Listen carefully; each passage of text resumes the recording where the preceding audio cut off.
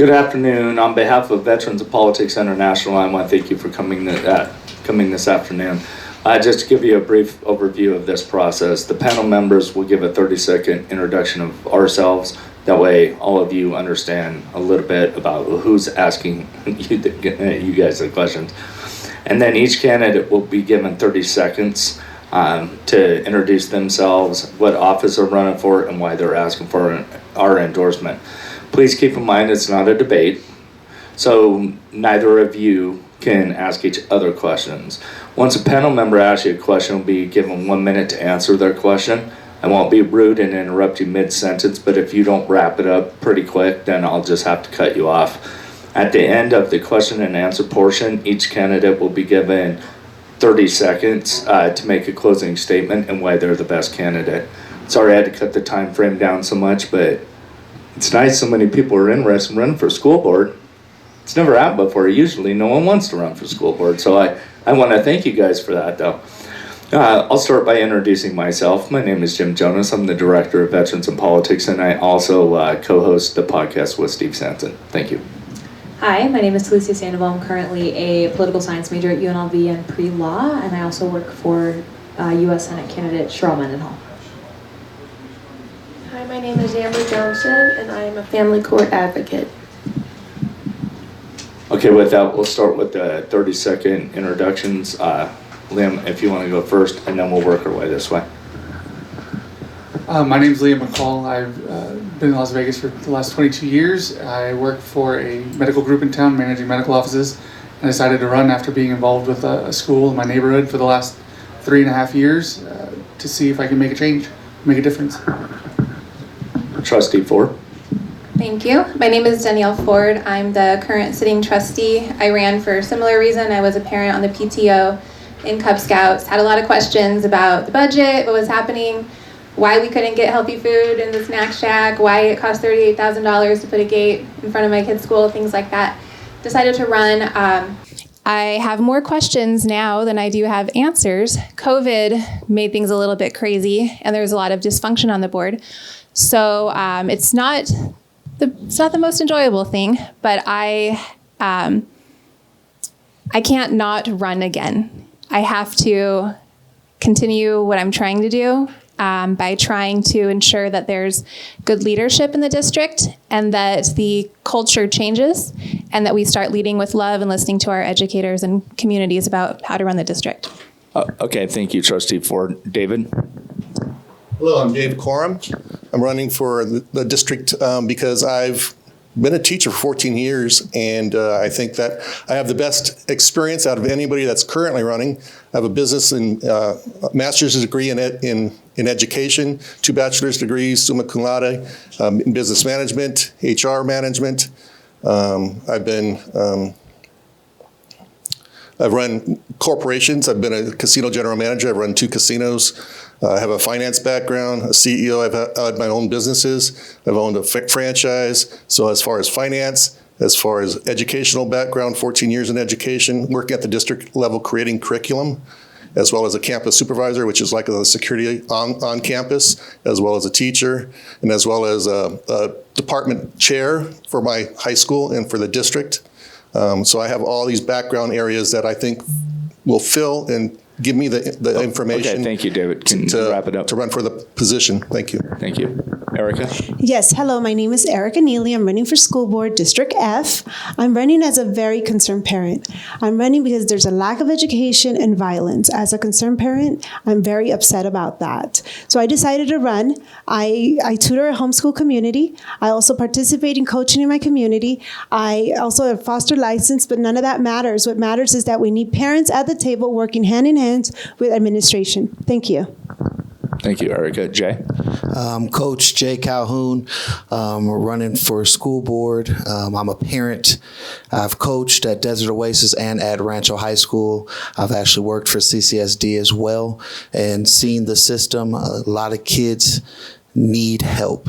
And you can see it from the inside perspective that a lot of kids are needing help right now, and it's not seeming to be addressed, including my own kids. My daughter will be attending Desert Oasis, and I have 2 kids at Reese. So I'm a concerned parent, and I want to make sure that things are put in place and that it's a safe environment for a good quality education. Thank you, Jay. I'll start with my first question. You know, all we hear about constantly is how bad Nevada ranks in education and all the failures of the Carr County School District. How do we get back to a point where I think perception's reality, right? So at some point, we got to start focusing on the things that the Carr County School District is actually doing well, and maybe start promoting the school district instead of tearing it down.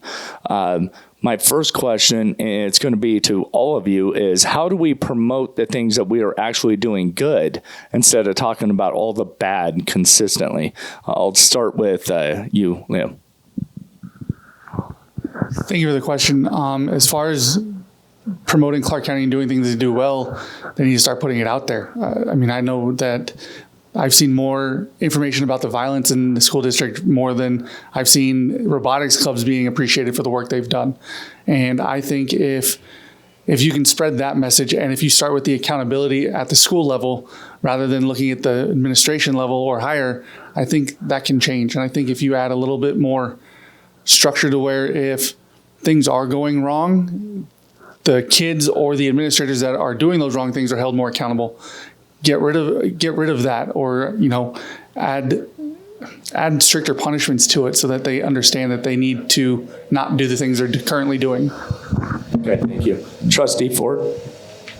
Thank you. That's a great question. It's a complex question. I think that first it starts with marketing, and it starts with educating people about why we rank last and some of the reasons we're compared to other districts that have different resources than we do. For instance, some of the things that go into that rating is preschool and kindergarten scores when students enter kindergarten, and other districts and other states have universal pre-K. Some of the things that go into that ranking are chronic absenteeism, truancy, and we have a city that's very transient and mobile. So if you took away all those other aspects that other districts and states don't have, we're actually somewhere around 32 when it comes to grades. Now that's not super impressive, but it's better than the current narrative that we are 49th. And we need to make sure that we are doing less testing and more interest, and all students should have an extracurricular that they're passionate about. And I'm at my time. Thank you, Trustee Ford. David? Thank you.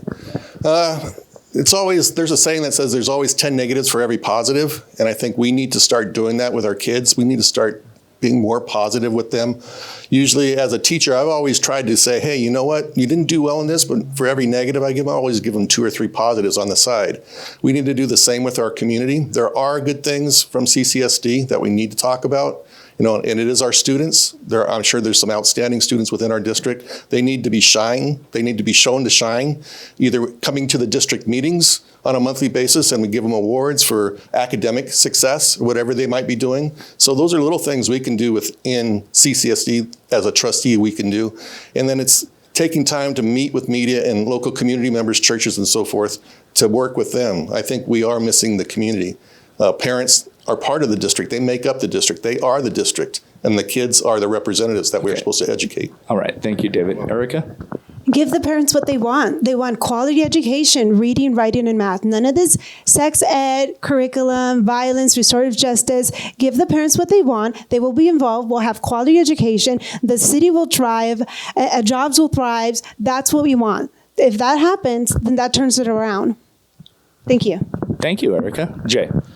More awareness of what the district is actually doing, transparency for the parents so that the parents could actually know what is lacking, what is need, giving the feedback. Feedback is giving something positive plus being able to hold someone accountable on the back end. So it's just being able to be more accountable, letting the parents to be involved and seeing things in their community, because I feel like a lot of times parents aren't able to see things in their community. They only see things at the meetings, or they see something on the news, but they're not seeing something actively in their communities with their kids.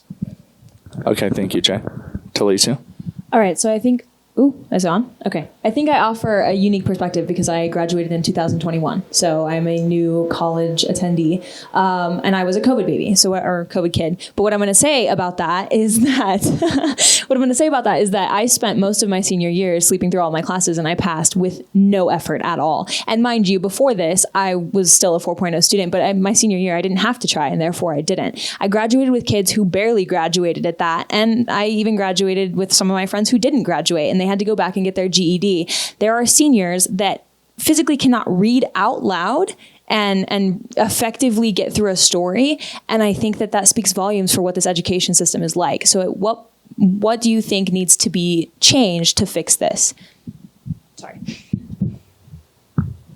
Well, let's switch it up a little bit, Jay. If you like to take that one Yes, first. I would love that. And I know 30 seconds is a 30 little rough, seconds. so I'll give each of you a minute for that. Okay. Oh, sorry. Yeah. Okay. Well, we'll get through it. Thank you, Trustee Ford. I know that when you look at the educational spectrum of a lot of kids getting that automatic 50% and then being able to just do the basics and showing up and then passing, it's not holding our kids accountable and it's not giving them a good quality education. I have football players that went to college and had to be put in remedial classes because they didn't meet at standard in the college level. So it's putting the kids at the level that they should be. And if there isn't anything that's meeting at that criteria, giving them intervention, there's a lot of people that are in high school that can't read out loud, that can't do the basic arithmetic. And it needs to be an intervention to be able to help those kids and to hold, I'm gonna have to say this too, and have the parents be involved so that they can know, but the parents have to know what's wrong with their kids instead of just passing them along. I think a solution to that, we need to bring back phonetic reading. Sight words is not working. If we change the curriculum back to phonetic reading, you could see an increase of 2 reading levels increase in 1 year. Classical math, instead of this Common Core that's going on, it's the curriculum that makes us 50th in the nation. The restorative justice is not working, and the attendance also has to be looked at, addressed. So it is the curriculum that makes the whole difference. And if we will go back to phonetic reading, that would completely change it. Thank you. Thank you. David? As a teacher, I remember my kids being my students, my kids always saying, why are we doing this? This is stupid. What benefit does this have for me? What is it? How am I going to use this in my future, in my real life? So the curriculum has to, as Erica says, it has to be real curriculum. It has to be something that's challenging to the students, and it's got to be accountable for the parents at home. So I think the teachers, the parents, the district, everybody has to work in unison for all this stuff to work. I think parents have to hold their kids more accountable, going to bed on time. Phones at school is a big thing. I'm teaching a class, and half the students keep pulling their phones out, and they're texting other kids in other classes and so forth. So focusing the student on the priorities and what needs to be done, and everybody needs to be in sync as far as administration, teachers, parents, and kids. They have to be held accountable for all these things for it to work properly. Thank you, David. Trustee Ford? Thank you. I completely agree with what you said. I have a senior and I have a sophomore. So I know I've seen them in bed doing their work. And the one thing that we did this year was to change the grading policy. And it's not just that minimum F that went into it. It is the fact that all behavior and anything to do with anything not grades was taken out. So behavior, violence, showing up on time, attendance, that has nothing to do with grading anymore. So it's not just that minimum F. And I voted against it. And I was very vocal on the record that this is not the way to support students to succeed in the world. When COVID hit, the superintendent, I think, made a bad decision by saying that no new learning could happen. He ceased all new instruction because in the name of equity, and that's not equity. Equity would have been keep teaching the kids that can and prepare them to mentor somebody else when we come back, somebody who's not connected right now. There's so many things that could go into it, but the most important thing is to have a streamlined curriculum, but be able to trust our educators and do a campaign to bring our educators back, because we have lost so many experienced, wonderful educators. And if we were to just trust them, do their expertise, then they'll get our kids back on track. Thank you, Trustee Ford. Liam? I have a tendency to agree with Jay that there needs to be more accountability. I have a daughter who's in middle school and a daughter in high school and a 2-year-old, but she's not in school yet. And we saw them waste their time in COVID. It wasn't useful. It wasn't anything. And now, we actually talked to our middle school child at the time, and she was at elementary school. We asked if she would be held back. And the answer was no, even though she was failing at all levels of curriculum. And if there's no accountability, if there's no repercussions for the actions, why change them? And I think that is the biggest driver behind it. I know when I was in school, if I didn't do my work, good luck going home. You didn't want to be there. And so now you have kids that, if I don't do my work, I'm still going to get a 50%, and I still get to go to the next grade level, so it's going to be someone else's problem next year. And it just perpetuates the issue. So I think holding kids accountable, making sure kids have accurate homework, because I have my high schooler that says, we didn't do anything today in class except slap on a movie and use our phones. Well, that's not teaching. That's wasting the problem away. And I think that needs to change. Okay, Lily. Okay. Per a recent Review Journal article, Bridget Duffy, Chief of Juvenile Division of the Clark County DA's office, stated that juvenile cases are coming through showing more violence and it being more intense, and there's a lack of respect for leadership roles. What do you think contributes to a lack of respect for these roles, and how can the school district help in some way in identifying these and possibly the red flags? Starting this way? Yeah, go ahead. I believe the way to help change that is to actually have the repercussions. I know, everybody knows in the news at Desert Oasis there was a fight a couple weeks ago involving 9 kids and 1 adult. One of the kids was arrested with the adult. The other 8 were given citations. What's the citation going to do for the kid? Nothing. He's going to come back the next day and cause more problems. And I think that's the biggest issue. Again, repercussions for your actions. That needs to change. These kids have to learn that you can't come to school and act like an awful person and expect to get away with it. And once you start, my football coaches used to tell me it only takes 1. Start doing it with 1 and things will change. But it needs to be the 1. And I know the district's implemented that new expulsion, looking into expulsion more. They need to set the precedent and start doing it. Don't just look at it. They need to do it. Trustee Ford. Thank you. We were told by educators in the community what we were going to be facing when COVID ended and what the consequences of kids being isolated and in this environment and the trauma that they experienced, whether through just being alone or family problems or having to move or being sick or seeing someone sick. We could have instilled different things. What we need is what other districts have done successfully over the past 10 years is to instill a multi-tiered system of support for social emotional learning. And that means that every single kid gets intake evaluation, much like a sport you would do. You check everyone's skill level. And then if they need more support, then they could do maybe some group coaching. And if they need more, they can get one-on-one coaching.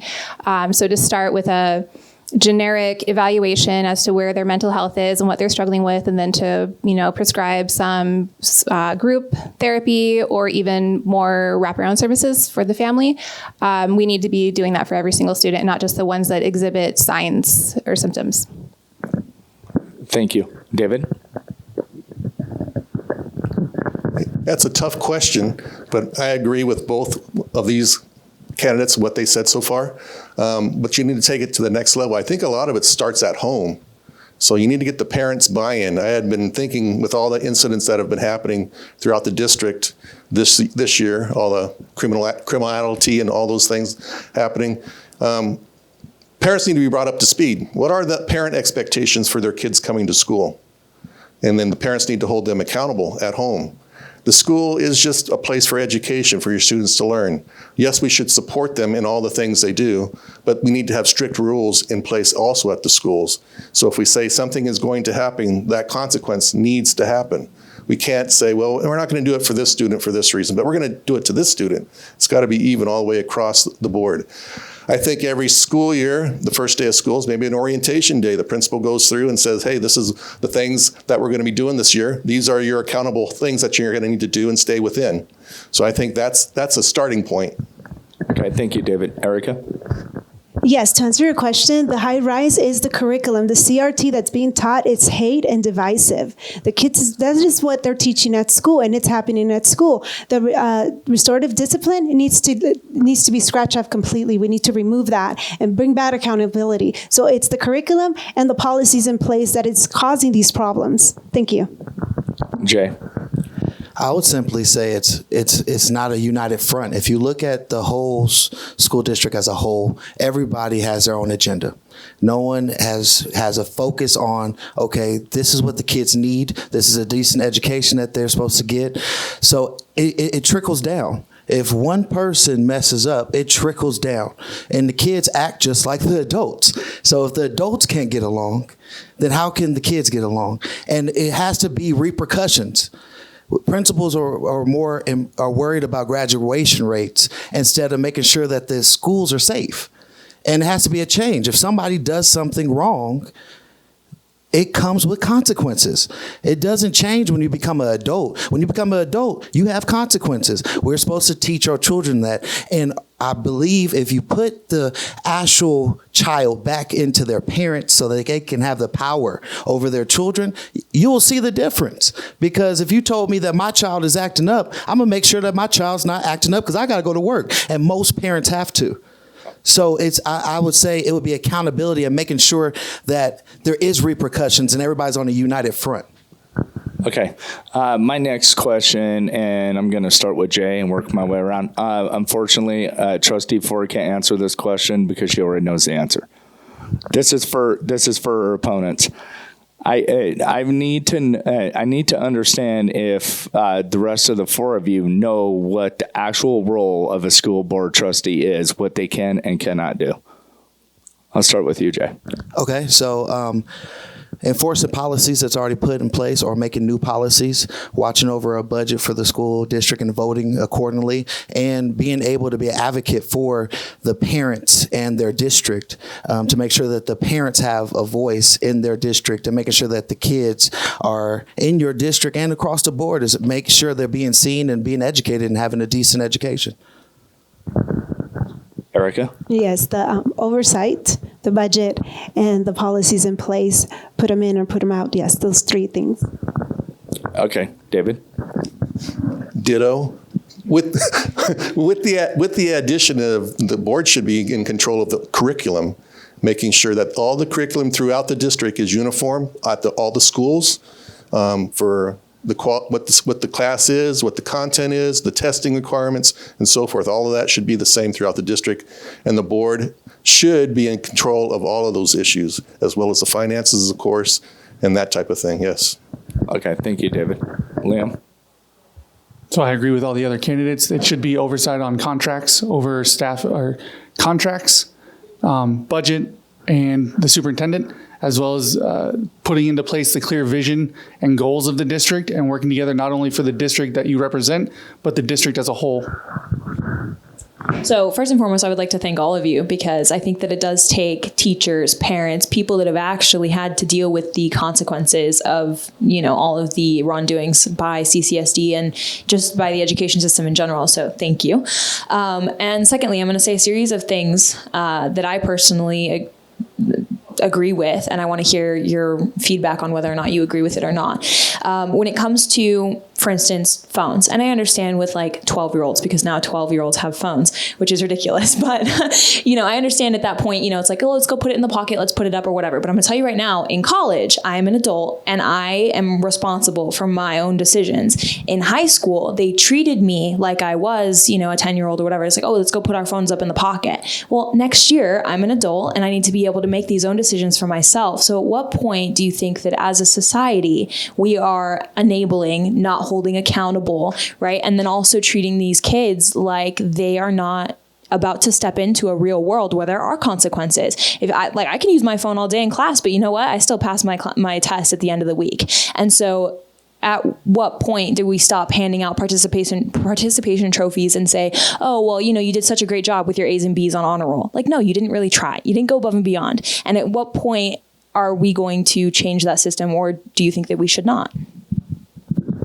Can I start? Go for it. Yeah. I love that. As a coach, we've seen the participation award, and that has damaged kids because they felt entitled to things that they didn't work hard for, right? So if you look at what you're saying, being accountable for self, when you get to college, you have to be accountable for yourself. You got to walk to your different classes at different times. You have to make sure you maintain your personal life in the dorm and your personal life actually in class. Well, it's preparing the kids in high school so that the seniors are actually prepared for life, knowing these skills, typing skills. I can tell you right now, I do IT as a profession right now. And when I was at Rancho High School, I taught a lot of kids about IT. That's not going away. Learning basic computer skills, you need that for most jobs unless you're working outside. But you still have to do reports once you report in. So it's getting those life skills. And I agree with you. We have to get to a point where once our kids, our juniors, our seniors, once they're going for the SATs and the ACTs, or even if you're going to the ASVAB, salute to all my veterans out there, I want them to know that their choices are going to determine their life. Thank you, Jay. Erica? As a parent, that never stops. It starts the minute you start walking, sitting down, eat your food, clean up, put your plate away. That never has an expiring date. Responsibility and accountability as a parent, that's always there. For the teachers, how they handle it at school, teachers are for teaching reading, writing, and math. If there's a problem, the classroom is for learning. If there's a disruption or is there a problem, the child needs to go and deal with the principal. That's how we deal with accountability. Sitting down, getting in line, whatever the rules are in the classroom. And as a parent, that never stops. It never has an expiring date. It never has a start date. Thank you. Thank you, David. Being a teacher, I've taught from kindergarten through high school. So it's different levels. I mean, you're not going to treat a high school student the same way you're going to treat a 5 or a 3-year-old. So it's got to be coordinated, the levels of how you handle the kids based upon how they're moving up. I found in middle school, sixth and seventh grades usually are the worst years. It's that transition coming from having the same teacher every day to now, or all day long, to having multiple teachers. So there's a transition there. And then from high school, the ninth graders, are the worst for the first semester. No, I agree. are the worst for the first semester, and usually about the second semester they start to settle down and start to get into the high school routine. So it's working with each kid at different levels. And the biggest buy-in is the parents. The teacher has to have an open door. The district has to have an open door to the parent, knowing what the expectation is at school. And the teachers or the parents have to be able to support the teachers and the administration if there's an issue with their children. That's where we go to the counseling or whatever might be need to help them move along and move to the next level. So. Okay, thank you, David. Trustee Ford. Thank you. The first question, I believe, was about the phones. And I believe that the phone, just like I've been typing on my phone this whole time to write notes, it can be used. It's a tool. It's a tool. We didn't have the internet. We didn't have a one-on, individual technology when the adults that are making the decisions were in school. So they don't really know how to handle it, right? It's a tool like a hammer. A hammer can be used to build something amazing, or it can be used to hurt somebody. So it's just how are you going to use that tool effectively? As far as learning and rewarding kids for being on the AB honor roll and whatnot, I don't believe that we should set a certain standard of where kids should be. Schools are learning institutions, and so it should be that as long as they are learning, that's what they get rewarded for. So it would be how much progress have you made in this much amount of time, year by year, quarter by quarter, not necessarily are you exactly on track with your peers. And one thing that recently got instilled by the superintendent is that teachers cannot go back and teach standards from a prior year. They're not allowed to. So if a student is in third grade and doesn't know first grade standards, they have to just continue on with the curriculum as is. It's insane. It's insane, okay? So that needs to change. And most importantly, we have to teach students how to learn. COVID showed that we're failing at this. And 50% of the jobs that we are preparing our students for don't yet exist. Thank you, Trustee Ford. Liam.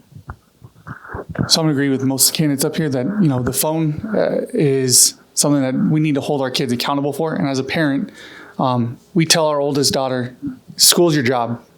I can't sit on my phone all day at work. I need to get my job done first. And if I don't get my job done, there's repercussions for that.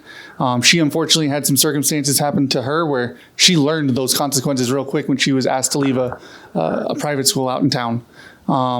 because of stuff that they found on her phone. So yes, those repercussions are real, and she learned that. As far as the AB honor roll, I agree with Coach.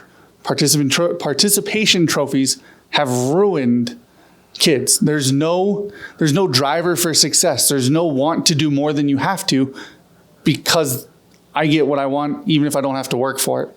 And that's a shame. I drive my kids every day to learn something new, to be a better person than they were the day before. And I hope that all the parents do the same thing, because that's the only way. I mean, I'll be honest, I don't want some of these kids that are in middle school right now making decisions for me when I'm 60, because that's going to be a scary sight. All right, thank you. My next question, and I do apologize, but Trustee Ford can't answer this question because she's already answered it in a previous interview. And so just so everybody understands it, why when I ask a question like this and I don't ask it to Trustee Ford is specifically because, with all due respect to the other four of you, you four are running to replace someone who's already in that seat. So therefore, I believe it's your four individuals' responsibility to prove yourselves over Trustee Ford. So I don't want viewers and listeners to think I'm being biased. That's just my approach, okay?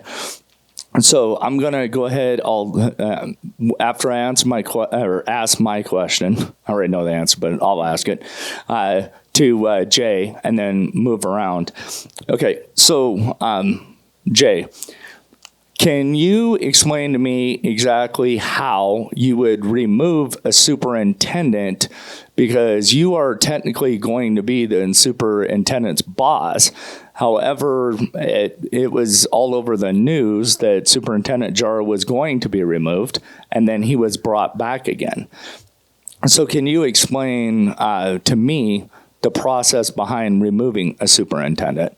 I'll start with you, Jay, and then we'll go to Erica, David, and then Liam. Thank you. Well, I believe that it went by a vote. I would have implemented having a paper trail and a performance review like every other employee that works for CCSD has, and be able to show a paper trail of, okay, if you're doing something right, then yes, you're good to stay. But I believe, to answer your question, that it came down to the vote for the actual board to go for it, but then he retaliated, saying that it was a breach of contract and there wasn't enough paper trail to actually show fit that they could remove the superintendent. Erica? So based on the contract that he was provided, it's those guidelines. And so if he has a bad performance, bring it to investigation, and also bring it up to the board. If the performance is lacking, for example, we're 49th in the nation, that would be something that the board would have to bring up to the agenda to see if he would be voted off based on his contract. So yes. David? Well, there's always mutual agreement. So if both parties decide to split, they can do that. If his contract is over, he doesn't have to have that renewed. If there's a reason for cause, meaning he's done something along the way and he's violated a school rule or regulation or some law, there's that process to do. I think that covers pretty much most of the areas. Yeah. Okay, thank you, David. Yeah. So yes, from what the other candidate said, it comes down to the fine print in the contracts, as well as a vote by the board to ensure that they see fit to remove the superintendent, and that's it. All right, thank you. Parents were concerned, obviously, with violence in school, just as our kids are. And the school chief of police, Henry Blackeye, said the motto is prevention before apprehension. What are some of the things that the school district can do in terms of prevention, assuming identification of threats is paramount? Can I go? Yeah. Awesome. So I have an idea. So as a veteran, I've seen a lot of people go into the military and do a 180 of changing their life and getting squared away. If we could be able to come together with Nellis or with some type of forum where we could be able to start even building a military school. Send these troubled kids that have a choice or even have a volunteer choice if kids will want to go, and give them that choice instead of going to continuation schools. Because I've had a consensus with people, the continuation schools is a packet and they don't hold people accountable and they just kind of go as they please. If we had a military school, it would be structured, it would streamline them to be able to be qualified for the United States military, and they could be productive and get them at the peak before they actually just turn the wrong way. Thank you. Erica? The problem is that parents are not involved. The schools are not writing the incidents reports. They're not letting the parents know. The kids have the cell phones and they're recording stuff in the classroom and it's going viral. The problem is the policies in place and the curriculum teaching hate and division. We need to go back to accountability and we need to restore that. Also, the curriculum needs to go back to reading, writing, and math and bringing back the parents, involving them. We have a closed door policy that parents are not, they have to, they're not allowed in the classrooms. They have to notify the principal. Let the parents back in the classroom, help out the students, be more involved. That's what I think should happen. Thank you, Erica. David? A person's personality, who and what they become, starts at home. The school has them for 8 hours a day, maybe, depending if they're riding the bus and so forth. So the rest of the time in the weekends, they're at home. So the parents need to monitor them and see who they're hanging out with, who they're socializing with, and those types of things. They need to check their bags, or if they need to, before they come to school, their backpacks. They need to make sure their kid's on time. Going back to one of the earlier questions where I said having a meeting with the kids and the parents at the beginning of the school year, laying down the rules and regulations. This is how it's going to be. If you do this, this is the result. This is the consequence. And then staying true to those rules and regulations and being committed to them. Using the law enforcement, the local agencies, and the school police to kind of weed through some of these people, these students with issues, trying to identify them, get them counseling and or help before things start to happen. They kind of know who they are to some aspect. They've done a good idea with closing down the school's gate to one entryway. That's a good idea, a good start. Educating the teachers on responsibilities and so forth. So there's a lot of components to do. Okay, thank you, David. Trustee Ford. Thank you. My kids go to 2 different schools. My daughter goes to a comprehensive and my son goes to a CTA, Career Tech Academy. My son's school has had 0 fights this year. 0. And my son has autism. And before he was in a magnet school, he was having some behavior issues. So we know from these schools that when kids are interested and they support their success in life, he's going to graduate with the ability to become an engineer and make $140,000 a year if he wants to. We need to bring that to all of our comprehensive schools and make kids want to be there. On top of that, we need more adults on campus. We're understaffed with just teachers. Just getting back to the teacher quota would help. Then giving teachers aides in their classroom to help. Then getting more campus security monitors. We're 150 short. We need more adults on campus so kids know that there's always an adult there. Also, I mentioned MTSS, multi-tiered system of support. That would help. Talking about prevention. I'm a believer in school uniforms. This would take a couple years to roll out, but there's a lot of data about school uniforms and the fact that kids feel more involved, more part of the crowd. They don't have the different social stigmas about the way they're dressed. I would support doing that in a few years. And the buzzword restorative justice. Restorative justice does start at the time where there is a crime committed. However, if you start earlier, you start working with kids who stole a pencil from the teacher, and not just the kid who escalated to a violent crime, which then per restorative justice would be expulsion or suspension. So it's a lot of stuff to do, but those are some ideas. Thank you, Trustee Ford. Liam, and then I got another question. So I agree with a lot that was already been said. One of the biggest things for me is there's got to be a way to build a better mousetrap. We've sat through the last 2 years where we've walked into buildings and they've infrared taken our temperature, whether or not we're allowed to come in or not. There's got to be an infrared system that allows us to see what's in kids' backpacks without walking through a metal detector. There's got to be different ways to get people in and out of buildings without having multiple access points. And I know David mentioned the one access point. And a lot of it does start at home. I can't tell you, I mean, my kids were at Desert Oasis those 3 days and they didn't want to go back to school. And that's not the right environment. You should go to be educated because you want to be there. And that's why I said earlier, hold these kids accountable. It's only going to take a couple. Once you start putting the pressure on them, say, hey, you're gone. Don't come back until you change your life or you're accepted back. And it's got to take that to get people to want to change. Okay, thank you.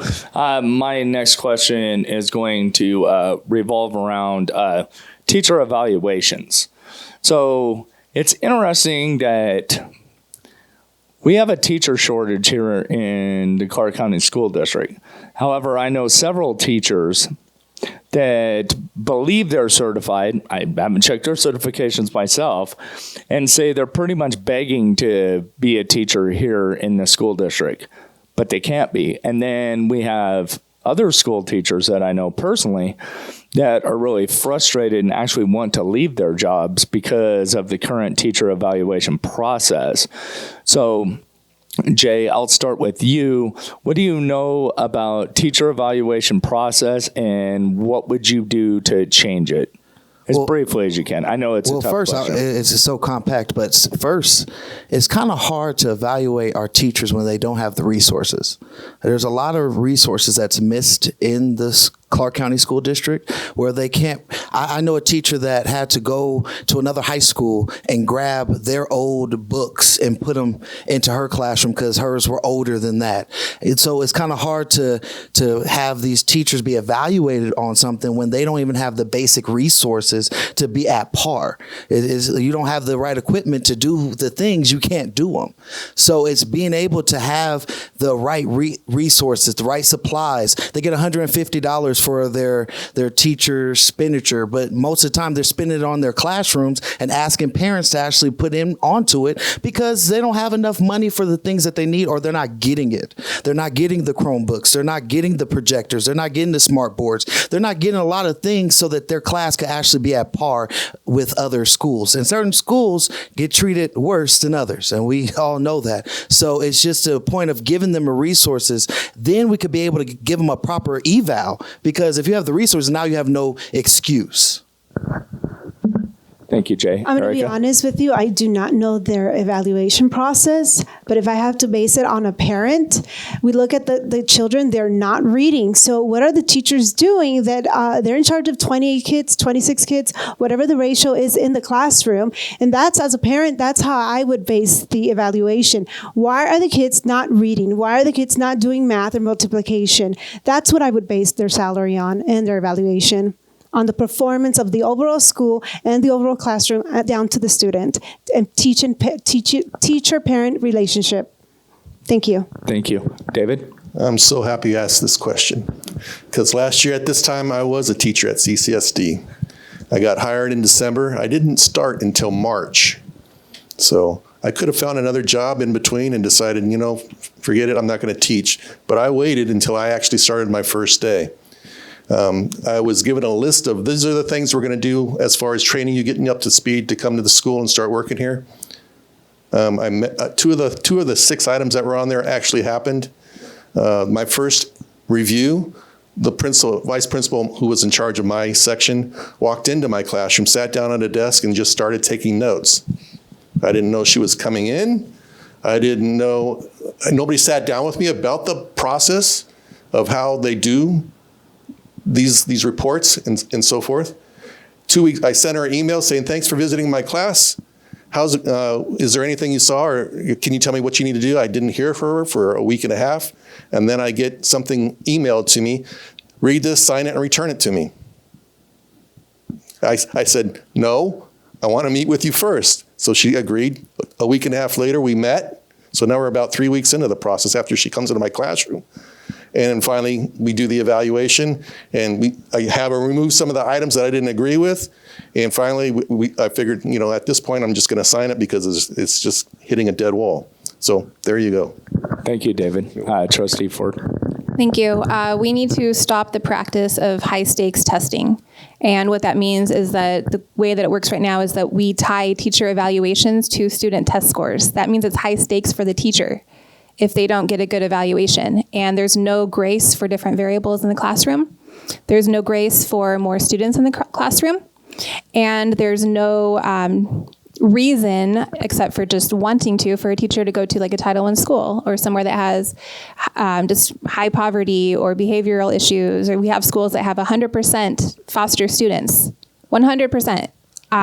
We have schools with many homeless students, and we know that these students are going to be hungry and they might feel uncomfortable and they might need clothes and things like that. And if that teacher is providing the whole child focused things that the kids need and not focusing on test scores, they're going to be they're not going to meet expectations is what it'll say, and then they'll be fired. A lot of our first year teachers, we have like a 57% turnover rate often because they cannot keep up with the students that we have. We need, again, more adults on campus, more aides to support teachers, and then this is not something the principal can fix, by the way. The principals are under the same exact kind of evaluation. This comes from the superintendent, and this comes from the board determining what kind of vision they want and what kind of leadership they want and whether or not we want to put this big emphasis on high stakes testing or not. Okay, thank you, Trustee Ford. Liam? Like Eric and Neely, I'm not familiar with the process of their evaluation system, but for me, like in my work, I have to do an annual evaluation to where they talk to my team, they talk to my directors, and they talk to other departments that I deal with. There needs to be a 360 review. But again, it doesn't start until they have all the resources, because they can't do their job appropriately or effectively if they don't have the resources. Okay, so I went to Coronado High School. I'm sure you are all familiar with Coronado. I loved my high school experience personally. However, I found that school is wildly different from the rest of CCSD. And I didn't realize that until I was old enough to really like look at other schools and go, what is going on over at Rancho? What is going on over here, right? And so, when it comes, and I also went to Pinecrest right before that. So when we're talking about uniforms, right? That school is very, very small, no individuality. It had like 5 people to choose friends with. I don't necessarily think that uniforms are the answer. And if you'd like to expand on that, I would appreciate it. However, the information being passed to families, I found that oftentimes they would say, oh, here, take this to your dad. Oh, here, give this to your parents. And a lot of the times, I was a good enough kid that I did that. But a lot of the times kids are like, oh yeah, let me just put my phone number real quick in case they want to call. And then they call me. And I had plenty of friends that I had that did that. And so when it comes to families being involved, I think they actually need to sit families down. They need to have mandatory, open house. I remember that like now it's kind of just an option. Like if you want to come in, like, no, you come in, you meet the teacher, you know what your kids are doing on a daily basis, and really have these people be involved in their children's lives. I didn't know about the 50 minimums or the participation in behavior not being a part of grades anymore. That was not something that was happening when I was in high school. And that definitely needs to be brought back. And I don't understand. And if you'd like to shed some light being a part of the trustee board on that, I would like to understand why that's happening. Okay, well, I guess the question was directed to Trustee Ford. So, Trustee Ford, I'll give you 2 minutes to respond because that's a long question. But no, a poignant one. But I understand it's hard to sum that up in a minute. Sure. The uniforms question, that's something that I wouldn't even say is like the first thing to implement. That's just something to consider and maybe look at the data. There's a lot of different districts that struggle, that are large urban districts that are seeing the rates of violence and whatnot that we are, that have implemented it, have said that the kids feel more like they're part of something. It's like why you wear a uniform when you work. It's why you wear a uniform for a sports team. It takes the pressure off of, if you have money, it takes the pressure off of parents, especially if we can create some sort of closet where they could come to the school and be able to get clothes if they want to. And that could be part of the, what we give to parents. So that would just, this one little piece of it. The grading policy is just, I don't even know what, that was crazy. It was not rolled out in a way that was explained to parents. I said it on the record. Parents don't know what this is. No one's going to like it. It puts a lot of pressure on teachers also, because one of the other things in it is that students can choose what to turn in. And we have to go with that grade, and they can retake a test as many times as they want to get to a good grade. So now teachers are trying to follow these standards, and they're going they're telling the district hey, we need our students to learn this and do the work and take the test and pass the test before we can go on to this. But the way that the district rolled it out is that until grades are finalized, they can come in and take up the last 2 weeks of the teacher's time trying to get a little bit higher grade on a test that they should have taken 6 weeks ago or whatever. So it's really stressful for teachers. It's one of the reasons why they're leaving in droves this year. And then what was the last question? I believe I talked about families being informed, where I could choose to just put my phone number on it, or. Yeah, I mean, right now we have Infinite Campus, which is still, there's some kinks and whatnot, so it's a little bit better. I get blown up nonstop with my kids' different stuff from Infinite Campus. It's hard to even see like what is updated and what's not, but a lot of the forms are in there, so you can just check the box in there now, so it makes it a little bit easier. But I do agree that that's an issue, and if there was a way to ensure that parents must communicate with the school, I think that we should do that. However, it's a lot of like, I don't want to, you can't make me type thing. Right. So that's a tough one, but we have to make parents want to be involved. Okay, well, first off, I just want to say this. I'm going to go ahead and give you guys your minute to close. I just greatly appreciate you coming in. I know time just kind of slips away. I could literally ask each one of you questions for days on education. Steve Sanson was telling me you have way too many teacher friends. They gave me a laundry list of questions. I just want to say this, though, on behalf of Veterans of Politics, I greatly appreciate all of you. Like, no matter who we endorse, like, the willingness to run for election, it's grueling, I know. It's very tough, and to come in and answer questions that you're not exactly sure what question you're going to be asked. So to have the courage to come in and stand up and answer those tough questions that are going to go on YouTube and be played over and over and over again if you say the wrong thing says a lot about all of your character. With that being said, I'll get off my soapbox now and turn the attention to the people it should be. And I'll give each one of you a minute to close. Just any final statement you want to make. And then please make sure that you look straight into the camera and give all of your contact information so people can get involved with your campaign. Jay, I'll start with you, and then we'll work our way around to Liam. Thank you. Awesome. I'm Coach Jay Calhoun. I want to make sure that the parents have a say-so. These are our kids. Your kids are special. I have kids in the district, and I know that I am concerned to make sure that my kids are safe, that my kids have the transparency to know what's going on so that there can be intervention and that we can have a move and a movement to go forward, have a Bill of Rights for parents where they have the empowerment for their own kids so they could be able to dictate what's going forward, to be able to get more support staff money. Trustee Danielle said that there needs to be more adults on the actual school grounds. Well, the campus monitors have to have 2 jobs, and then in spring break they have to go work somewhere else. So they need more money. The teachers need more money. I feel like we're top heavy. A lot of people on top are getting a lot of money, but the people that actually do the jobs, they're not getting paid well enough to keep the job. So you could follow me at Coach J Calhoun, or you could go to votecoachcalhoun.com and see all my social media. Thank you. Erica? Yes, hi, my name is Erica Neely. I'm running as a very concerned parent. The lack of education and the violence in our school is out of control. We are ranked bottom 49th, and it's not the first time. We've been hovering at the bottom for years now. I'm a very concerned parent. I'm running as a parent to have a seat at the table for our children. You could look me up at voteericaneely.com, voteericaneely.com, to have parents at the table working hand in hand with teachers. Thank you. Thank you, Erica. David? Hi, I'm David Koram. I'm running for Trustee District F. Let me tell you why you need to vote for me. I'm retired. These are all young folks right here that have jobs. They are all running for the right reasons, 100%. They all have good ideas, but none of them can put in 40+ hours a week like I can into this. I have the experience in the background. I've owned my own businesses. I've ran casinos. I have a law enforcement background. I'm wearing a shirt from the city of Temecula. I was a public safety traffic commissioner there. And I was in education in CCSD as well. So I have all the background and information, how the school district works. I have the business knowledge to do finances. And I have all the background to make sure that you, the parents, get listened to. I'm going to go through every school in my district in the first 90 days and meet the parents, meet the students, and have a conversation with you.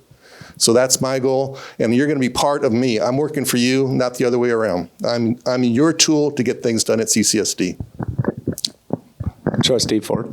Thank you. I'm Danielle Ford. I'm the current sitting trustee. When I ran several years ago, I had a lot of ideas. I had big, shiny, bright eyes. And throughout the last several years, I unfortunately am under the belief that there's a lot more to what's going on with the board than people realize. And so when with re-election time came, I said, you know what if I committed my campaign, instead of begging people to vote for me, I committed it to explaining what is going on to public education. So some of the things I'll be talking about is the disruption, corruption, and privatization agendas that are threatening public education, that we're turning schools into factories by cutting art, music, sports, recess, mental health programs, and replacing them with exhausting assessment and high-stakes testing, the politically connected wealthy donors who buy out school board seats, the privatization of district services by using national co-ops and no-bid multi-million-dollar contracts while our local businesses get crumbs, the effort to replace experienced educators, school principals, support staff, and central admin with newbies who are easier to control,